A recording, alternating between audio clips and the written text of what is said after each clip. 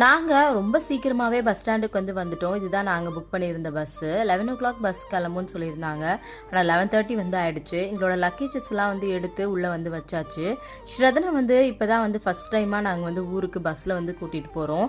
Sleeper தான் book பண்ணியிருந்தாரு. கடைசி நேரத்துல பாத்தீங்கன்னா ட்ரெயின் டிக்கெட் கேன்சல் ஆயிடுச்சு அப்படின்றதுனால ஸ்லீப்பர்லேயே போயிடலாம் அப்படின்னு சொல்லி பஸ் புக் பண்ணியாச்சு. நைட்டுமே நல்லா நாங்கள் எல்லாருமே தூங்கிட்டோம்.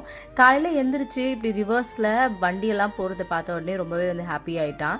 செடியெல்லாம் பின்னாடி போகிறத பார்த்துட்டு ஏதோ எங்ககிட்ட சொல்லிகிட்டே இருந்தான். அவன் என்ன சொன்னான்னு புரியல, ஆனால் அவன் ஹாப்பியாக இருந்தான் அப்படின்றது மட்டும் எங்களுக்கு நல்லாவே தெரிஞ்சிச்சு.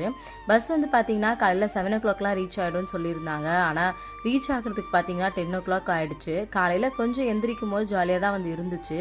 ஆனால் அதுக்கப்புறம் ஸ்ரதனை வச்சு சமாளிக்கிறது ரொம்பவே கஷ்டமாக இருந்துச்சு. ஒரு வழியாக பார்த்தீங்கன்னா ஒரு 10 மணிக்கெல்லாம் பஸ் வந்துடுச்சு. அதுக்கப்புறம் ஆட்டோ பிடிச்சி நாங்களும் வீட்டுக்கு வந்துட்டோம். ஜாலியாக இருந்துச்சு. ஆனால் தேவேஷை தான் ரொம்ப மிஸ் பண்ணோம்.